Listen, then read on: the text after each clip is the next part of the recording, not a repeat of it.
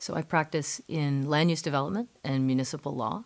And what I find that to be and why I enjoy it so much is a combination of different skills that you can bring to the practice. It is both an advocacy practice, so there's tribunal litigation, there is advocacy in front of municipal councils and even community groups, and then you bring that together with a negotiation component, large groups from different agencies you have to bring together, and then a political component, because in land use development, the approvals you need to obtain come from different levels of government. And in order to obtain them, you do have to understand why politicians may choose an approval or not an approval in the circumstances.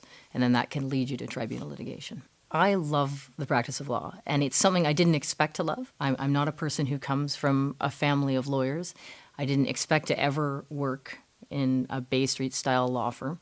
But what I love is the dynamics, the quick practice working with brilliant people, looking at what could be problems and turning them into solutions. And for me, in the practice of law, you are never bored. There's always something new coming in the door. There's a new group of people to work with, or even if it's a long-term client, they bring a new piece of land that they're dreaming about in terms of a new approval. And you really get to bring together what are a wide variety of people's talents in order to strategize and come to hopefully a very great solution.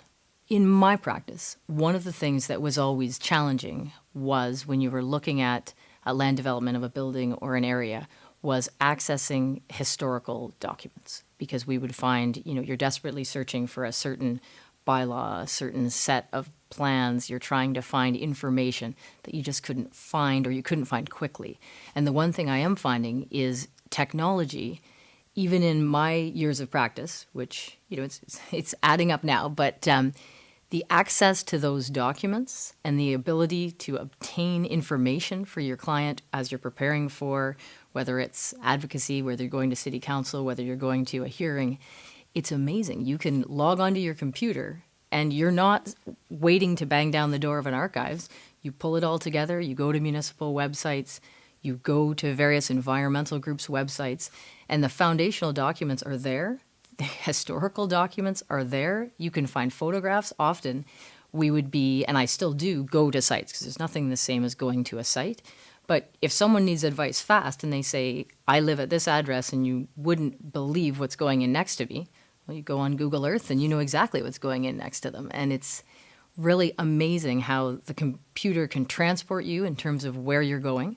And it can also bring you back in time, and you can find documents that would have taken hours of someone standing in line in another municipality to dig up. Teamwork in my practice is always changing, because who's on your team and the team you're building, you always want to get bigger. So, for example, when we were working on the Athletes Village development, that development needed so many partners to buy in. So, we were the lawyers for Waterfront Toronto, but we needed buy-in from the province who owned the land. The Conservation Authority was trying to protect the whole area from flooding. The neighboring community, obviously then eventually we had the actual Games Association working with us. And so what that was all about was bringing together more and more people to our team in a way that didn't become cumbersome. We had to do it all very quickly, but that we could ensure that we were getting all the input we needed.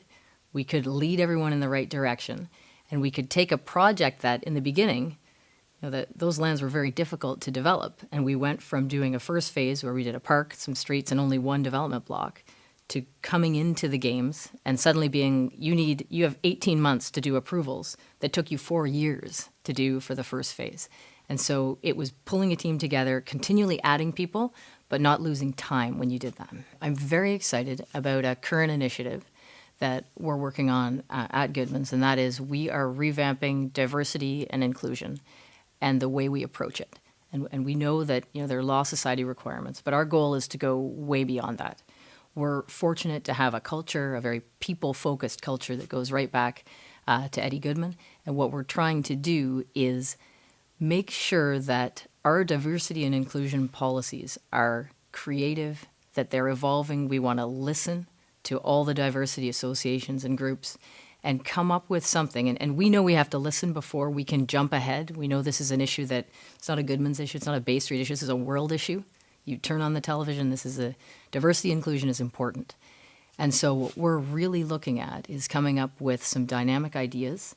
We're pulling together a group of students, associates, partners, our managing partner, our staff. We're looking at everything right from recruitment all the way through to advancement, partnership to retirement. And we want to really look at how do we take our people-focused culture, look at our diversity and inclusion initiatives, bring those together, and make sure every single person who wants to practice law at a firm like ours feels welcome, included, and has an opportunity to advance.